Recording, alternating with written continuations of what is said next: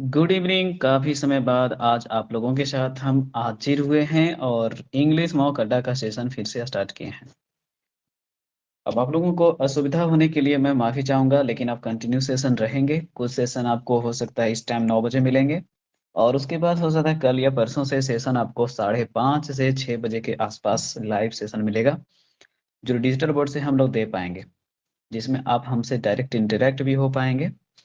तो चलिए फिर हर कल की वो हैं, आज की बात हम आगे बढ़ाते हैं नाउन टेस्ट 02 से। ठीक है, तो नाउन का एक टेस्ट का मैंने सॉल्यूशन दिया था, ये सेकंड टेस्ट का सॉल्यूशन मैं आप लोगों को आज प्रोवाइड कर रहा हूँ।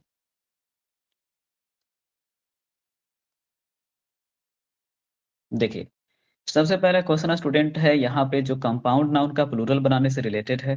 जो मैंने आप लोगों को सिखाया होगा कि कभी भी कंपाउंड नाउन का प्लूरल जब बनाते हैं तो इसमें हमेशा रिलेशन वर्ड में प्लूरल बनाना चाहिए। तो ही सन इन लॉज जो यूज किए हैं, इसमें ही सन्स इन लॉ होगा, यानी जो एस लगना चाहिए था वो सन में लगना चाहिए था। ठीक है ना? तो आंसर हो जाएगा sons in law. Compound word में मैंने बताया आपको कि हमेशा क्या करना है, रिलेशन वर्ड को प्लूरल बनाना है, बस यही ध्यान रखिएगा। कंपाउंड नाउन में रिलेशन वर्ड को क्या करना है, एस और ईएस लगाना होता है, ये आपको ध्यान रखना होता है। तो बस यही काम इसमें करना था। सेकेंड क्वेश्चन देखिएगा, a lot of food be serve are wasted. Question में जनरली हम लोग ए लॉट ऑफ का जो प्रयोग करते हैं, तो इसके बाद नाउन का कॉम्बिनेशन आपके पास में दोनों आ सकता है। क्या दोनों आ सकता है कि आप प्लूरल भी आ सकता है और आपका प्लूरल नाउन भी आ सकता है। ठीक है ना? तो आपको देखना है कि जैसा नाउन वैसा वर्ब करेंगे ना, तो सिंगुलर नाउन के साथ तो सिंगुलर ही वर्ब ना करना चाहिए था। तो ए लॉट ऑफ के बाद यहाँ पर जो नाउन आपके पास यूज किया गया है वो इसका फूड है। तो फूड के अकॉर्डिंग यहाँ पे आर का प्रयोग नहीं होगा, इज का प्रयोग होगा। तो आंसर आपको सी पार्ट करना होगा, आर की जगह इज। तीसरा क्वेश्चन है, the crowd of the migrant worker at the station for the श्रमिक स्पेशल इज अनफॉरगेटेबल। अब एक बार ध्यान से देखिएगा, द क्राउड ऑफ का जब यूज किए हैं तब तो ठीक है, लेकिन जनरली नियम बताता है कि कलेक्टिव नाउन जब आप यूज करते हैं उसके बाद ऑफ लगाते हैं और उसके बाद हमेशा प्लूरल कॉमन नाउन का यूज करना चाहिए। क्या यूज करना चाहिए? प्लूरल कॉमन नाउन का यूज करना चाहिए। मतलब कहने का ये मतलब हुआ कि अगर हम लोग यहाँ पे एक ग्रुप लिखते हैं, कोई बात नहीं है, लेकिन एक ग्रुप ऑफ के बाद क्या हम बॉय लिखेंगे या बॉयज लिखेंगे? तो आपका माइंड सेट कहेगा कि सर बॉयज लिखना चाहिए ना। तो यही बात यहाँ पे स्टूडेंट आपको समझना पड़ेगा। द क्राउड का जब यूज किए हैं तो द क्राउड के यूज के हिसाब से यहाँ पे आपको यूज करना पड़ेगा वर्कर, नहीं वर्कर्स। तो आंसर आपके पास होगा बी पार्ट, है ना? चलिए, फोर्थ क्वेश्चन है, the principal requested the teachers to monitor. अब देखो, टीचर से यहाँ पे डायरेक्ट रिक्वेस्ट करने की बात हो रही है। टीचर के बाद आप स्टॉपेज कब लगाएंगे? अब नाउन में बस स्टॉपेज लगाने का क्या मतलब बनता है कि इसके बाद एक और नाउन होना चाहिए। सिंपल सी बात है ना। लेकिन यहाँ पर तो आप स्टॉपेज के बाद कोई नाउन का रिक्वायरमेंट ही नहीं आ रहा था, तो यहाँ पे स्टॉपेज फालतू है। आंसर बी करना है। Lalita will go to sister house, यहाँ पर भी ध्यान दीजिएगा तो क्या लिखा है, Lalita will go to sister's house in Mumbai this summer. तो हिंदी होगा कि ललिता जो है अपने सिस्टर के घर जाएगी। तो क्वेश्चन में विल गो के बाद जो टू लगा रहे हैं यहाँ तक कोई दिक्कत नहीं है, लेकिन जो हाउस वर्ड लिख रहे हैं इसका कोई आवश्यकता ही नहीं है, आप इसको डिलीट कर सकते हैं। देखिए, ये क्वेश्चन आप रिवीजन के लिए रख लीजिए। रीजन और कॉन्सेप्ट में बता देता हूँ आपको। देखिए, सबसे पहले क्या है, जनरली आपके पास में जब कोई प्लेस वर्ड आता है, ठीक है, प्लेस वर्ड आता है और उसको हम लोग जनरली एड्रेस सेंस में यूज करना चाहते हैं। प्लेस वर्ड का नाउन एड्रेस सेंस में जब लिखते हैं, एड्रेस सेंस में, तो उसमें क्या करना है कि नाउन में अपस्ट्रोफेस तो लगाना है, लेकिन इसके बाद हमको प्लेस वर्ड नहीं लिखना है ना? प्लेस वर्ड नहीं लिखना है। कहने का देखो मतलब ये होगा कि अगर आप कहते हैं कि मैं मिला था उससे, तो ठीक है, आई मेट हर। और उसके बाद आप कहते हैं कि मान लेते हैं बेकरी शॉप में, बेकर की दुकान में, तो एट बेकर शॉप लिखने का जरूरत नहीं है, एट बेकर्स ही सही है। आप इसमें शॉप वर्ड लिखेंगे तो शॉप वर्ड को क्या माना जाएगा? सुपरफ्लुअस माना जाएगा। क्लियर? इसलिए क्वेश्चन में जब भी इस तरह क्वेश्चन आते हैं आपके पास में, तो आपको ध्यान यही देना है कि जनरली एड्रेस सेंस में अगर किसी प्लेस वर्ड को आप यूज करते हैं तो उसमें प्लेस वर्ड लिखने की आवश्यकता नहीं होती है। तो ये रिवीजन के लिए रखिएगा। छठा क्वेश्चन में है कि वन ऑफ के बाद मैंने सिखाया था कि जनरली नाउन प्लूरल होता है स्टूडेंट, तो वन ऑफ के बाद जो नाउन आपके पास है वो इंटरप्राइज है, तो यहाँ पे इंटरप्राइज में क्या होना चाहिए था, एस होना चाहिए था। तो क्वेश्चन का आंसर डी आएगा। एक बार फिर से कॉन्सेप्ट समझ लीजिए। जब भी क्वेश्चन में वन ऑफ का यूज करते हैं, इसके बाद द के साथ सुपरलेटिव डिग्री पहले चेक करते हैं, उसके बाद चेक करते हैं हमेशा कैसा नाउन, प्लूरल नाउन, क्योंकि सिलेक्शन होता है ना वन ऑफ में। हाँ, वर्ब की बात करेंगे तो फिर से सिंगुलर ही आ जाएगा। ठीक है, तो इसमें तीन बातें आपको चेक करनी है। सुपरलेटिव डिग्री होना चाहिए, प्लूरल नाउन होना चाहिए, और वर्ब हमेशा सिंगुलर होना चाहिए। आइंस्टीन स्कूल टीचर्स थाउट, सही था यहाँ तक। आइंस्टीन के स्कूल टीचर तो सही था, आइंस्टीन के बोल रहे हैं तो कॉमा इस बिल्कुल सही था। सोचा करते थे कि he would never success in life. अब बताइए खुद ही, वुड के बाद हम लोग कभी भी रखेंगे तो भी1 रखेंगे, तो वुड के बाद हमको भी1 जब देना है यहाँ पर, तो भी1 के लिए हमको सक्सेस नाउन को सक्सीड वर्ब बनाना पड़ेगा ना। तो सक्सेस को क्या करना पड़ेगा, सक्सीड। क्वेश्चन का आंसर बी। तो अक्सर क्वेश्चन जो है अब्स्ट्रैक्ट नाउन कॉम्बिनेशन और उसका एडजेक्टिव चेंज और वर्ब चेंज से आ सकता है, इसलिए क्वेश्चन को जितना भी अब्स्ट्रैक्ट नाउन सेंस का क्वेश्चन होता है सारे क्वेश्चन को रिवीजन बार बार करिएगा। कि आइंस्टीन के स्कूल टीचर ने सोचा था कि वो जिंदगी में कभी सफल नहीं होगा, तो वुड का हमको क्या चाहिए क्वेश्चन में, वर्ब चाहिए, और सक्सेस क्या है, नाउन है, तो हमको सक्सेड भी1 चाहिए था यहाँ पे, इसलिए हम लोग सक्सेस को सक्सीड वर्ब में बदल दिया। People has been warning in advance about the coming economic crisis. एक बार ध्यान दीजिए, पीपल जो वर्ड है वो प्लूरल है, और उसका भाव कभी हैज हो ही नहीं सकता। जब भी प्लूरल भाव रखने की बात आती है तो हैव या तो आर या तो बेयर या तो भी1 रखने की बात होती है ना। तो हैज के जगह पे हैव बीन होगा पीपल के अकॉर्डिंग। 9th नंबर में है public speaking is one of the most feared form की जगह क्या होना चाहिए था, फॉर्म्स।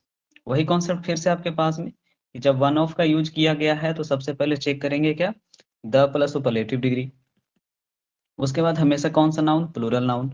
ये सबसे ज्यादा पूछा गया क्वेश्चन कॉन्सेप्ट है पिछले मतलब कि 2 सालों में, है ना। कि वन ऑफ का जब भी क्वेश्चन आता है तो एक बार नाउन जरूर चेक कीजिए। तो फॉर्म में क्या चाहिए था, एस। 10वां क्वेश्चन है कि ऑल का जब प्रयोग किया गया है तो ठीक है, लेकिन ऑल का यूज हम लोग अगर किसी डिस्ट्रीब्यूटिव कलेक्टिव नाउन के साथ ही करते हैं या फिर किसी भी प्रकार के कलेक्टिव नाउन के साथ करते हैं तो ऐसा नहीं लगता है। तो फर्नीचर में हटाइए। देखिए सीधी सीधी बात है, जितना भी कलेक्टिव नाउन होता है आपके पास में, उन सभी के साथ एस और ईएस का प्रयोग आप नहीं कर सकते, कोई भी कलेक्टिव नाउन के साथ। ठीक है, अब जिनको समझना है वो समझ सकते हैं। जैसे आप ही बताइए मेरे को कि अगर हम पुलिस वर्ड बोलते हैं तो इसका कलेक्टिव नाउन सेंस ही होता है ना, कि एक से ज्यादा लोग हैं। जब हम ऑडियंस वर्ड बोलते हैं तो यहाँ भी सेंस आपके पास में कलेक्शन ही है ना, एक से ज्यादा लोग का। जब हम फर्नीचर बोलते हैं तो इसमें भी अलग अलग प्रकार के जो प्रोडक्ट होते हैं उनका कलेक्शन ही है ना। जब हम सीनरी कहते हैं तो इसका भी क्या सेंस है, अलग अलग तरह की चीजें, नदी पहाड़ झरने पेड़ पौधे ये सब। तो जब इन सब चीजों का यूज करते हैं तो ऑटोमेटिक है कि अलग अलग चीजें आती हैं। अगर हम इविडेंस वर्ड बोलते हैं तो इसमें भी क्या है, चाकू होता है, पर्स होता है, चप्पल होता है, जूता होता है, कपड़ा होता है, दस्ताना होता है, अलग अलग तरह की चीजें होती हैं। तो इन सब चीजों को कलेक्शन नाउन बोलते हैं, कलेक्टर नाउन बोलते हैं, और इनमें एस नहीं लगाना चाहिए बस। तो फर्नीचर में एस इसलिए नहीं लगेगा। एवरी का यूज किए हैं तो नाउन पहले चेक करिए सिंगुलर है कि नहीं। तो एवरी पार्टिसिपेंट तो सही था, आउटस्टैंडिंग परफॉर्मेंसेस भी सही था। अब देखिए ध्यान दीजिए क्या लिख रहा था, every participant gave so outstanding performance that it become difficult to choose the winner. तो क्वेश्चन में होना चाहिए था ना कि हर एक पार्टिसिपेंट ने मतलब कि असाधारण प्रदर्शन दिए थे। तो क्वेश्चन में नो एरर अगर होता तो ठीक है, लेकिन नो एरर है नहीं, तो ए में कोई गलती नहीं है। आउटस्टैंडिंग परफॉर्मेंस को ही क्या कर सकते हैं, परफॉर्मेंसेस में कन्वर्ट कर सकते हैं, क्योंकि हर पार्टिसिपेंट जरूर प्रदर्शन करेगा, लेकिन सभी का प्रदर्शन कैलकुलेट करेंगे तो ढेर सारा परफॉर्मेंस आएगा ना। शायद इसी वजह से इसमें परफॉर्मेंस में एस की आवश्यकता है ना। रिवीजन के लिए आप इसको रख सकते हैं कि नो एरर होता तो कुछ और बात होती, लेकिन नो एरर नहीं है तो फिलहाल एस लगाना चाहिए। 12 में करा था कि आवर एडवाइस वेयर। अब देखो एडवाइस न्यूज ये सब सिंगुलर होते हैं ना, तो इसमें एस की आवश्यकता नहीं है, फिर वेयर को भी बाद में कन्वर्ट करना पड़ेगा। देखो मैं फिर से एक बार सिखा दे रहा हूँ कि आपको 3 वर्ड याद रखने हैं जो न्यूज सेंस में आते हैं। पहले तो खुद में न्यूज हो गया जो हमेशा सिंगुलर वर्ब लेता है, दूसरा में एडवाइस हो गया, और तीसरा में आपके पास हो गया इन्फॉर्मेशन। तो ये जब भी क्वेश्चन आपके पास में आते हैं ये तीनों वर्ड, तो ये हमेशा जो होते हैं एस फ्री होते हैं और इनका वर्ब हमेशा सिंगुलर होता है। ठीक है, न्यूज, एडवाइस और इन्फॉर्मेशन। तो यहाँ पे एडवाइस में से हटाइए और बेयर की जगह भी बात कीजिए। There is constant friction between the executive members of the association. फिर से एक बार, देयर इज कांस्टेंट फ्रिक्शन, यहाँ तक तो कोई दिक्कत नहीं था। Between the executive members of the association. अब मुझे लग रहा है ना कि जब भी आप लोग बिटवीन का यूज करते हैं तो दो का सेंस आना ही चाहिए। जब दो वर्ड नहीं लिखा रहता है तो उसको एमंग में कन्वर्ट करना जरूरी होता है। और ऐसे भी सोचो कि किसी भी एसोसिएशन में दो से ज्यादा लोग होंगे तब तो, है ना। तो क्वेश्चन में बिटवीन से बेस्ट ऑप्शन एमंग है, और नो एरर का ऑप्शन फिर से आपके पास है, इसलिए थोड़ा कंफ्यूजन हो सकता है कि बी करें या सी करें। तो जब तक हमको टू लिखता नहीं है तब तक हम बिटवीन लगाते नहीं है, बस इतना ही ध्यान रखिएगा तो आपका काम बन जाएगा। विंसेंट जॉनसन म्यूजिशियन आर कर दिया है। जब आप एक ही व्यक्ति की बात करें विंस्टन जॉनसन की, उसके बाद आर्टिकल ए भी लगा हुआ है, तो आंख का अंधा नाम ने अनसुख वाला काम मत कीजिए, आर की जगह हर हाल में इज कीजिए। Noun singular, verb singular. The news of his involvement in illegal activities के बाद हैव कर ही दिया। अभी मैं आपको बता रहा था कि 3 वर्ड आपको हमेशा ध्यान रखने हैं। मैं फिर से लिख दे रहा हूँ यहाँ पे। सबसे पहले तो क्वेश्चन में जो आया है वो न्यूज, दूसरा मैंने किसी को दिया वो एडवाइस, और किसी भी प्रकार का मुझे किसी चीज के बारे में मिला जो सूचना। ये तीनों एक कैटेगरी के वर्ड मान लो, और जिनमें एस लगाना गलत बात है, और वर्ब भी हमेशा सिंगुलर करना है। चलिए, तो क्वेश्चन में हम लोगों को वही करना था, हैव की जगह हैज, आंसर एक। तो होता प्रॉब्लम है ना क्या कि कुछ लोगों को लगता है कि न्यूज में एस लगा दिया तो प्लुरल हो गया। आप ही बताओ मेरे को, न्यूज में एस हटाएंगे तो क्या ये वर्ड रहेगा? तब तो ये नया हो जाएगा ना, एडजेक्टिव हो जाएगा, नाउन रहेगा ही नहीं। She speaks very highly of both her daughter in law. अभी मैंने सबसे पहला क्वेश्चन आज के सेशन में सिखाया था कि रिलेशन वर्ड में एस लगाते हैं, तो ला में से एस हटाइए, डॉटर में एस लगाइए, है ना, तो आंसर भी आएगा। I remember a friend to me buying several pairs of shoes at a cell.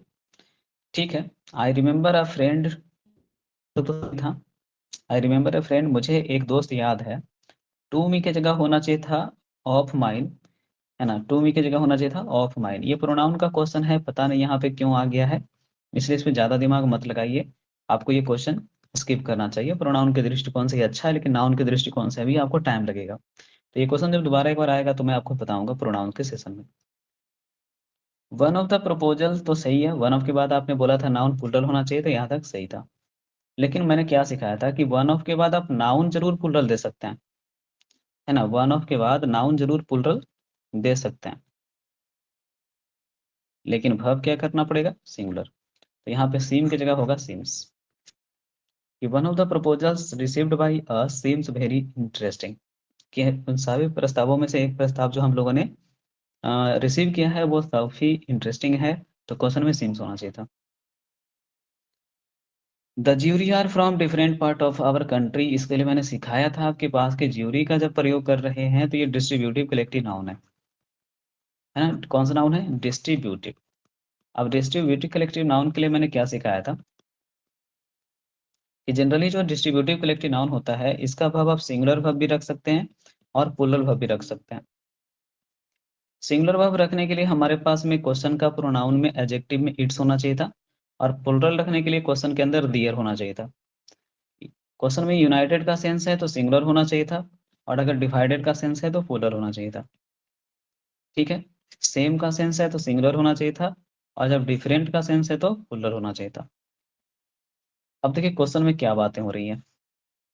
The jury are from different part of the country, तो क्वेश्चन में आर का जो यूज है वो बिल्कुल सही था, और क्वेश्चन में different part of the country भी लिखा था, तो नो एरर यहाँ पे बेस्ट ऑप्शन होता। लेकिन अब कोई गलती ही नहीं है, मतलब गलती तो है लेकिन ऑप्शन में नो एरर ऑप्शन है ही नहीं, तो ऐसे क्वेश्चन का जवाब हम नहीं दे पाते। इसलिए आंसर नो एरर ढूंढिए, और नहीं तो है तो फिर आर को इज जबरदस्ती करना पड़ेगा आपको। तो ये बोनस क्वेश्चन के तौर पे जाएगा, सभी बच्चों को इसका नंबर मिलना चाहिए। चलिए अगले क्वेश्चन के लिए आते हैं। Man played the flute and led all the mice होना चाहिए था यहाँ पे, क्योंकि ऑल का यूज जब करते हैं तो पुलर नाउन आता है, तो माउस का पुलर माइस होता है ना, जैसे लाउस का लाइस होता है ना, उसी तरह से आपको माउस का यहाँ पे माइस होना चाहिए था। अगला क्वेश्चन आपके पास है, ही लॉसेस हिज टेम्पर्स। आपको पता है कि गुस्सा या आपा खोना का मतलब है कि आपका मस्ट अबस्ट्रैक्ट फीलिंग है ना, तो अपना गुस्सा खोना, तो लॉस वंस टेम्पर होता है। इसमें अपस्ट्रोफे आप लगा सकते थे समझने के लिए, वंस के लिए।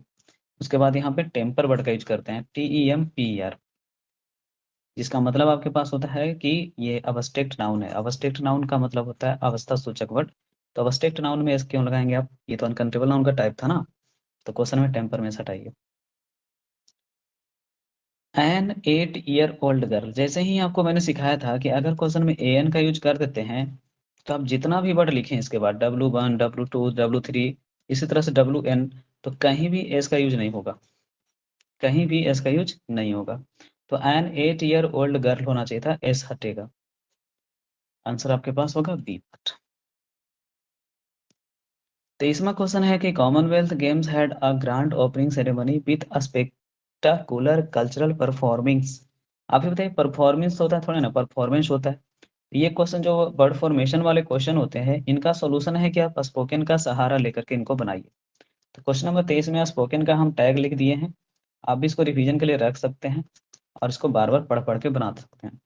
कि कॉमनवेल्थ गेम जो है वो ग्रांड ओपनिंग सेरेमनी का सामना किया, और इसके लिए स्पेक्टाकुलर कल्चरल परफॉर्मेंस भी स्टेज पर दिए गए थे, तो परफॉर्मेंस की जगह परफॉर्मेंस होना चाहिए था। The publics are not satisfied, आप ही बताइए, पब्लिक ऑलरेडी जो होता है वो प्लुरल वर्ड होता है, इसके लिए एस की आवश्यकता ही कहाँ थी, तो एस को डिलीट करेंगे तो आंसर एक हो जाएगा। 25 में कह रहा they had to wait for the luggage. अब लगेज में एस कौन लगाता है यार, मटेरियल नाउन होता है ना। आप खुद भी सोच सकते हैं कि कोई भी मटेरियल नाउन में अगर एस लगाएगा, जैसे मिल्क में, टी में, कॉफी में, तो इसमें एस का प्रयोग तो गलत होगा ही ना। तो आपका लगेज बैगेज इसी श्रेणी में आता है ना, तो लगेज में सटाई, तो आंसर आपके पास होगा बी पार्ट। तो देखिए स्टूडेंट, ये था नाउन का टेस्ट नंबर 3। हाँ, टेस्ट नंबर 2 था शायद, हाँ टेस्ट नंबर 2 था। अब इसके बाद का जो टेस्ट नंबर 3 होगा वो होमवर्क सीरीज में आपका ऐड होगा, आके रखेंगे हम उसको भी सेशन में, जरूर है जो कि डिस्कस कर देंगे। तो चलिए हम थोड़ी देर में स्टार्ट करते हैं सीजीएल मेंस का सेट नंबर 3।